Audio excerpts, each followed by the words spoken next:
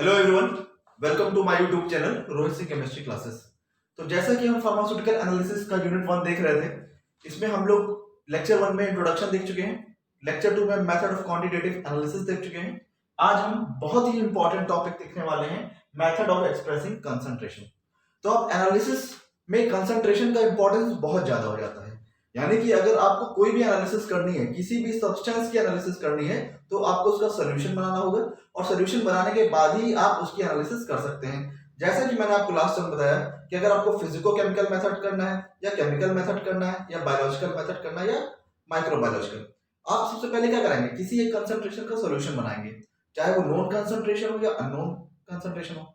तो टाइट्रेशन के माध्यम से हम लोग क्या करते हैं, जो नोन कंसंट्रेशन बनता है, जैसे लास्ट टाइम में मैंने बोला 0.1 normal solution of oxalic acid या HCl, वो आपने बना लिया। अननोन का भी आपने कंसंट्रेशन बना लिया और नोन और अननोन को आपस में रिएक्ट करा के आपने अननोन की कंसंट्रेशन फाइंड आउट कर ली। कैसे करेंगे, एंड पॉइंट पर लगाएंगे N1V1 N2V2। N1 नोन है, N2 अननोन है, लेकिन दोनों ही नॉर्मलिटी में आपको दोनों ही सब्सटेंस से कंसंट्रेशन बनाना होगा। तो कंसंट्रेशन बहुत इंपॉर्टेंट हो जाता है। तो किसी भी सॉल्यूशन का कंसंट्रेशन कैसे आइडेंटिफाई करेंगे, इसके लिए कुछ मेथड्स दे रखे हैं, हम इसको वन बाय वन डिस्कस करेंगे। तो चूंकि इसको एक्सप्लेन करने में वीडियो लंबा हो सकता है, तो मैं कोशिश करूंगा ये दो इंपॉर्टेंट पार्ट है इसको एक लेक्चर में कवर करूंगा और ये जो बाकी के 3 पार्ट है इसको एक लेक्चर में कवर करेंगे। तो आप मेरा दोनों ही वीडियो बहुत ध्यान से देखिएगा, तब आपका जाके ये पूरा कंसंट्रेशन क्लियर हो जाएगा। तो बिना टाइम वेस्ट किए हुए आइए स्टार्ट करते हैं। सबसे पहले हम लोग कंसंट्रेशन, तो समझने के लिए हम लोग सबसे पहले क्या करते हैं कि सबसे पहले हमको पता होना चाहिए कि सोल्यूशन क्या होता है। What is solution? सोल्यूशन का जानना बहुत जरूरी है। ठीक है, सोल्यूशन दो चीज से मिलकर बना होता है, एक होता है सॉल्यूट, एक होता है सॉल्यूट और दूसरा होता है सॉल्वेंट। ठीक है, ये पहला हो गया सॉल्यूट और दूसरा हो गया सॉल्वेंट। सबसे बेसिक सी चीज उठाएंगे हम लोग। अगर हमें एक सोल्यूशन बनाना है, सपोज करिए शुगर सोल्यूशन बनाना है, तो हमने क्या किया, यहाँ पे हमने 50 ml वाटर ले लिया या 500 ml वाटर ले लिया, कुछ एक अमाउंट में हमने वाटर ले लिया, या 1 लीटर भी ले सकते हैं। अगर हमने ये 1 लीटर लिया है तो 1 लीटर में कितने ml होते हैं, 1000। तो ये 1000 ml आपका क्या हो गया, वाटर हो गया। और यहाँ पे हम क्या करने वाले हैं कि यहाँ पे हम लेने वाले हैं शुगर। ठीक है, एक बाउल में क्या है, ये शुगर है, ये बाउल में शुगर है। अब हम क्या करने वाले हैं, सपोज करिए कि 100 ग्राम हम इसमें डिसॉल्व कर लेते हैं। ये क्या है, बाउल ऑफ शुगर, यानी कि ये बाउल शुगर से भरी हुई है। इससे हमने कितना ट्रांसफर कर लिया, 100 ग्राम। 100 ग्राम हमने क्या किया, इसमें ट्रांसफर कर लिया। तो अब देख रहे हैं कि 100 ग्राम शुगर डिसॉल्व हुआ कितने में, 1 लीटर में या 1000 ml में। तो कंसंट्रेशन ऑफ सॉल्यूशन क्या हो गया, आप बोल सकते हैं 100 gram of sugar dissolve in 1 litre water या 1 लीटर या 1000 ml वाटर। तो ये क्या हो गया, ये हो गया 100 ग्राम पर 1000 ml। ये हो गया आपका कंसंट्रेशन। क्या हो गया, कंसंट्रेशन। अब चीनी क्या होती है, पूरा का पूरा डिसॉल्व हो जाती है, तो ये लेवल तो बढ़ेगा नहीं, ये लेवल इतना ही रहेगा। तो यहाँ पे जो लीटर है ये एक ही रहेगा। तो इसका हम कंसंट्रेशन बोल सकते हैं कि 100 ग्राम सॉल्यूट प्रेजेंट है आपके 1000 ml जिसमें वाटर में या सोल्यूशन में, तो हम इसको बोल सकते हैं 100 ग्राम पर 1000 ml। ये इसकी कंसंट्रेशन है। और यही हम आपको समझाएंगे आगे जब कंसंट्रेशन परसेंटेज में देखेंगे, wait by wait, weight by volume और वॉल्यूम बाय वॉल्यूम। तो किसी भी सॉल्यूशन में सॉल्यूट क्या होते हैं, यानी कि सॉल्यूशन में जिसकी मात्रा कम होती है, which are less in number, यानी कि सॉल्यूशन में जिसकी मात्रा कम होगी वो हो जाएगा आपका सॉल्यूट, और सॉल्यूशन में जिसकी मात्रा ज्यादा होती है वो हो जाएगा सॉल्वेंट। तो आप बोलेंगे क्या सर ऐसा हो सकता है कि हमेशा शुगर जो है वो सॉल्यूट रहेगा और वाटर हमेशा सॉल्वेंट रहेगा? ऐसा बिल्कुल भी नहीं है। अगर आपसे कोई पूछे कि शुगर वाटर सॉल्यूशन में बताइए सॉल्यूट क्या है या सॉल्वेंट क्या है, तो आप कभी नहीं बोलेंगे कि शुगर सॉल्यूट है और वाटर सॉल्वेंट है। ये डिपेंड करता है उसके परसेंटेज पे, उसके रेशियो पे, यानी कि सॉल्यूट वो होगा जिसकी मात्रा कम होगी। उल्टा करके देखते हैं, सपोज करिए कि ये आपका कुछ 1 किलो या आधा किलो चीनी है और 2 चम्मच हम पानी इसमें से निकाल के इसमें डाल दें, तो अब उस केस में क्या होगा, शुगर की मात्रा ज्यादा हो जाएगी, पानी की मात्रा कम हो जाएगी। उस केस में ये आपका सॉल्यूट बन जाएगा, पानी आपका सॉल्यूट बन जाएगा और शुगर क्या बन जाएगा, सॉल्वेंट। यानी कि आप सीधा सीधा ये बोल सकते हैं कि सॉल्यूशन में जिसकी मात्रा कम होगी वो सॉल्यूट होगा, जिसकी मात्रा ज्यादा होगी वो सॉल्वेंट होगा। तो ये बहुत इंपॉर्टेंट पार्ट था सॉल्यूशन का। ठीक है, इसमें हमने कंसंट्रेशन देखा, इसका क्या कंसंट्रेशन हुआ 100 ग्राम पर 1000 ml वाटर। ठीक है, ये इसकी कंसंट्रेशन है। अब आइए स्टार्ट करते हैं वन बाय वन। तो सबसे पहले हम देखने वाले हैं परसेंटेज। परसेंटेज बिल्कुल वैसा ही है जैसे आप लोग रिजल्ट आता है मार्क्स देखते हैं कि टोटल मार्क्स कितने का था, आपको मार्क्स कितना मिला। सपोज 500 मार्क्स का पेपर था, आपको 250 मार्क्स मिला, तो टोटल में से 500 में से कितना मिला 250 इंटू 100, तो ये आपका परसेंटेज हो जाएगा, यानी 50% हो गया। 250 अपन 500 हाफ हो गया, और इंटू 100 है तो कितना हो जाएगा 50%। ठीक है, तो सेम इसी तरीके से यहाँ पे भी होता है जब हम क्या बनाते हैं सोल्यूशन, यानी टोटल सोल्यूशन में से सोल्यूट की मात्रा कितनी है। आप ये ध्यान रखिएगा कि हमेशा हम लोग बात किसकी करते हैं कंसंट्रेशन में, सोल्यूट की। ठीक है, यानी टोटल सोल्यूशन में से सोल्यूट का मात्रा कितना है into 100, that is called percentage. तो आइए सबसे पहले हम लोग देखते हैं परसेंटेज वेट बाय वेट। तो इसको मैं रफ कर देता हूं। तो सबसे पहला जो कंसंट्रेशन है, वो हम लोग लेने वाले हैं परसेंटेज, और परसेंटेज में भी आइए हम देखते हैं परसेंटेज वेट बाय वेट। तो ये है परसेंटेज वेट बाय वेट। ठीक है, तो इसका फॉर्मूला क्या हो जाएगा, दैट इज इक्वल टू, अब चूंकि ये वेट है यानी कि सोल्यूट भी वेट में है और सॉल्यूशन भी किसमें है, वेट में है, तो हम लिखेंगे मास या weight, mass of solute upon mass of solution, mass of solution into 100। ये हो जाएगा आपका definition percentage weight by weight. अब मैं इसी को रब करते हुए कंसंट्रेशन चेंज कर दूंगा, पहले आप इसको समझ लीजिए। इसकी परिभाषा क्या बन जाएगी, इसकी डेफिनेशन क्या बन जाएगी। डेफिनेशन क्या है आपका, percentage ratio of mass of solute upon mass of solution, यानी आप इसको डिफाइन कर सकते हैं कि percentage weight by weight is defined as the ratio of weight of solute बोलिए या मास ऑफ सोल्यूट बोलिए, mass of solute upon mass of solution, weight of solute upon weight of solution. ये हो जाएगा परसेंटेज वेट बाय वेट। अब आइए आगे बढ़ते हैं, परसेंटेज वेट बाय वॉल्यूम। अच्छा, इसका एग्जांपल अगर आप देखना चाहें कि सॉल्यूशन वेट और वेट में कैसे बनता है, तो आप कोई सॉल्यूशन ले सकते हैं, यानी sugar plus salt, sugar plus salt, ये दोनों क्या है, दोनों वेट में है। ठीक है, ये दोनों क्या है, वेट में है। ठीक है, अब सपोज करिए कि अगर मिनिमम क्वांटिटी में सॉल्ट है तो सॉल्यूट ये हो जाएगा, सॉल्वेंट ये हो जाएगा। अगर मिनिमम क्वांटिटी में शुगर है तो सॉल्यूट शुगर हो जाएगा और सॉल्वेंट क्या हो जाएगा, सॉल्ट हो जाएगा। यानी जो भी मिनिमम क्वांटिटी है वो सॉल्यूट हो जाएगा। तो ऐसे कोई भी आप सॉलिड सब्सटेंस वेट वेट में मिक्स करेंगे। एक दूसरा एग्जांपल अलॉय ले सकते हैं, दो मेटल्स आपस में मिक्स होते हैं, अलॉय बनाते हैं, जैसे कि टिन है, कॉपर है, ब्रास है, ये आपस में क्या करते हैं, अलॉय बना लेते हैं। तो ऐसे ही वेट बाय वेट के बहुत सारे एग्जांपल ले सकते हैं।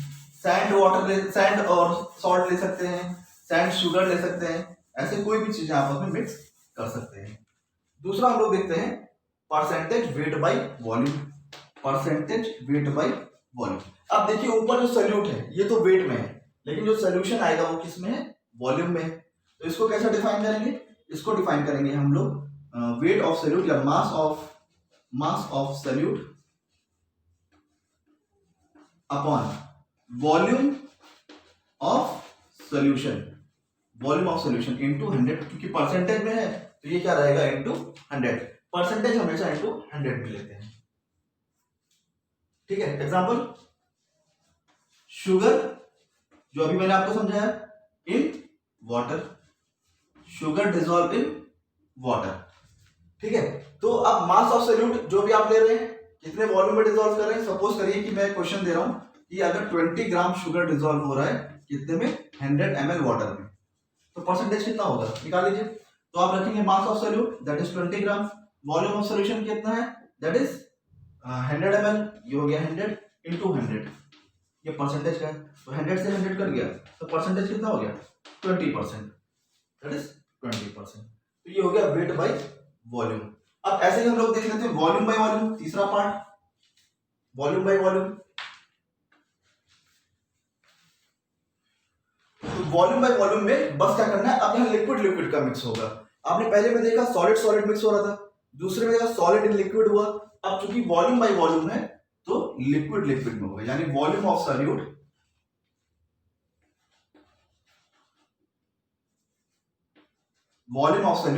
Upon volume of solution into 100। तो इसको भी लिक्विड कर दें, यानी हम कर सकते हैं milk dissolve in water. Milk किसमें डिसॉल्व हो रहा है? वाटर में। तो ये आपने क्या बन गया? Volume by volume, percentage volume by volume. ठीक है, एग्जांपल मिल्क इन वाटर। तो अब चाहे स्मॉल क्वांटिटी में मिल्क हो, उसमें हम लार्ज क्वांटिटी में वाटर हो सकता है, यानी आपको क्या करना है, पानी में दूध मिलाना है या दूध में पानी मिलाइए, तो दोनों रेशियो चेंज हो सकता है।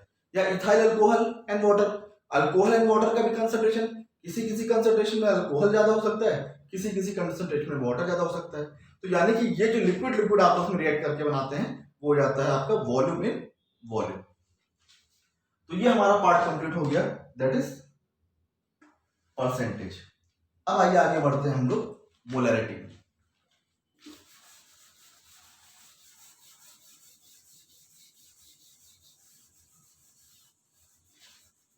हम लोग बढ़ जाते हैं मोलैरिटी में। What is molarity?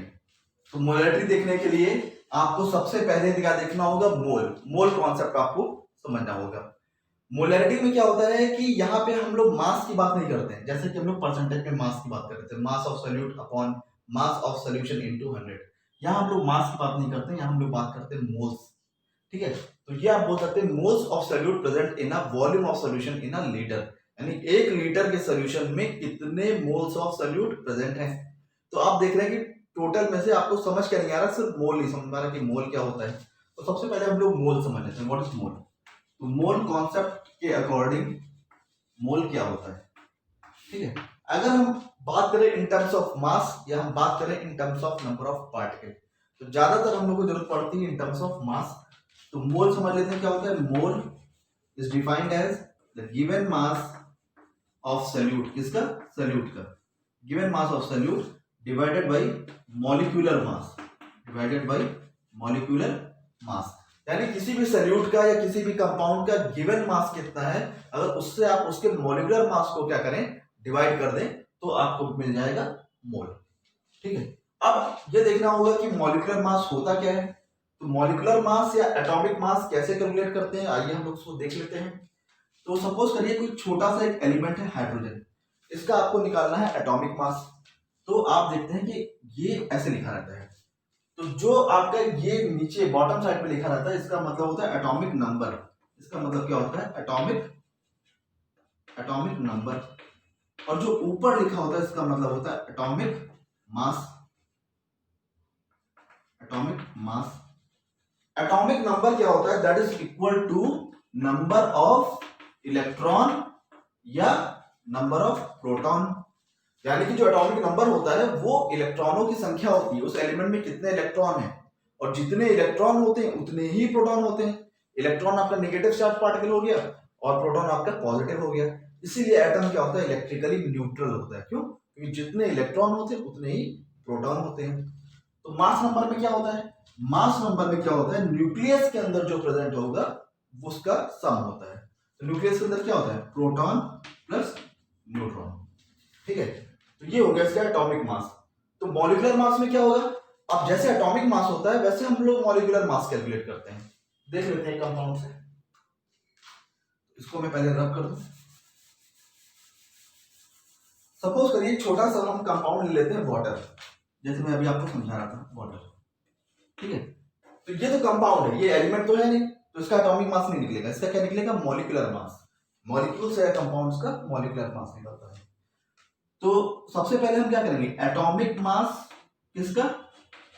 हाइड्रोजन का, प्लस एटॉमिक मास किसका? ऑक्सीजन का।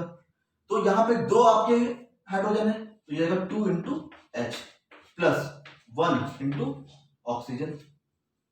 ठीक है, तो अब हाइड्रोजन का एटॉमिक मास देखेंगे तो कैसे कितना आता है? 1 और ऑक्सीजन कैसे लिखा जाता है? ऑक्सीजन ऐसे लिखा जाता है, ये हो गया 8 और ये हो गया 16। तो इसका एटॉमिक मास आ गया 16 है और इसका क्या है? 1 है। ये आप पीरियोडिक टेबल से देख लेंगे, आपको समझ में आ जाएगा।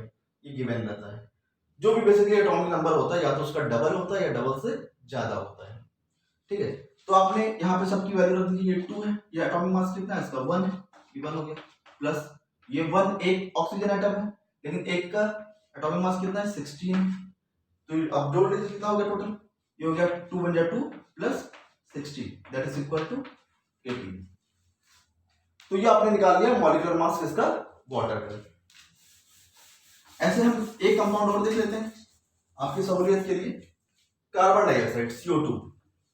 सपोज करिए इसका मॉलिक्यूलर मास निकालना है, तो क्या करना होगा, ये एक कार्बन है यानी 1 हो गया, इनटू कार्बन का मॉलिक्यूलर मास कितना होगा, एटॉमिक मास कितना होगा, 12 होगा, ये प्लस 2। ऑक्सीजन का एटॉमिक मास कितना होगा, अभी हमने लिखा था 8 और 16 यानी 16 होगा, 2 इंटू 16 तो कितना हो गया, 12 बन जाए 12 प्लस 2 इंटू 16 32। तो ये कितना हो गया आपका, ये हो गया 44 ग्राम। तो इसी प्रकार से हम सारे कंपाउंड्स का क्या करेंगे, मॉलिक्यूलर मास निकाल लेंगे। गिवन मास आपको दिया होगा, तो given mass upon molecular mass से हम क्या निकाल लेंगे, मोल। ठीक है, अगर आप समझिए कि मोल क्या है, अगर ये 1 हो जाए, मोल क्या है अगर 1 है तो क्या होगा, तो ये मोल तो 1 हो गया, तो गिवन मास किसके बराबर हो जाएगा, मॉलिक्यूलर मास के बराबर, यानी given mass at 1 mole, at 1 mole given mass किसके बराबर हो जाएगा, मॉलिक्यूलर मास के।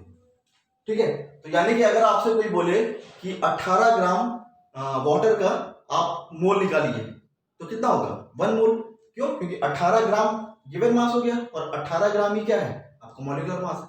या आपसे कोई पूछ ले 1 मोल में कितने ग्राम होते हैं, कितने ग्राम आपके 1 मोल वाटर में कितने ग्राम वाटर होते हैं, तो आप क्या करेंगे, यहाँ वैल्यू रखिए 1, मॉलिक्यूलर मास 18 है, तो 18 इंटू 1 कितना जाएगा 18, तो गिवन मास भी कितना आएगा 18। तो यानी कि इन तीनों संख्या में से अगर कोई भी दो चीज दे रखी, ये तो आपको पता ही रहता है, यानी कि इन दोनों में से अगर एक भी चीज दे रखी है तो दूसरी चीज आप क्या कर सकते हैं, निकाल सकते हैं।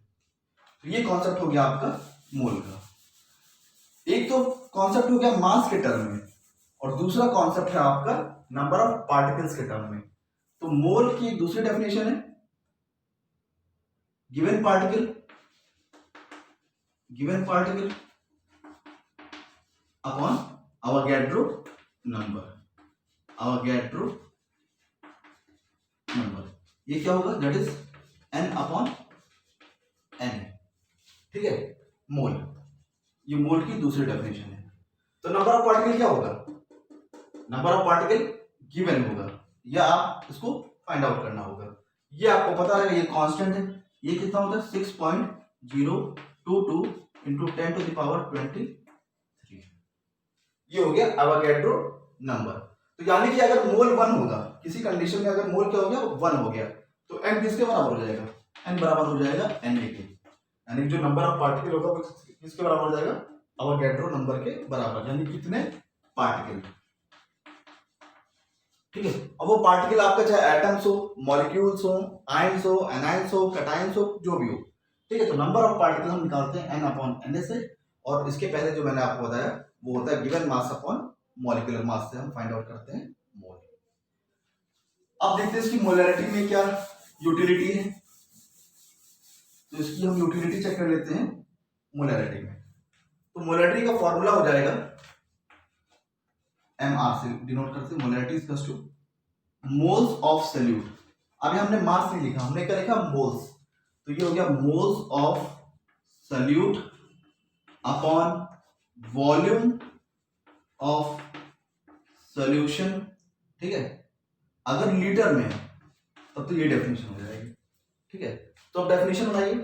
डेफिनेशन क्या है, molarity is defined as the number of moles of solute present in a volume of solution in 1 litre, यानी 1 लीटर के सॉल्यूशन में कितने मोल्स ऑफ सॉल्यूट प्रेजेंट हैं, वही उसकी क्या हो जाएगी, मोलैरिटी।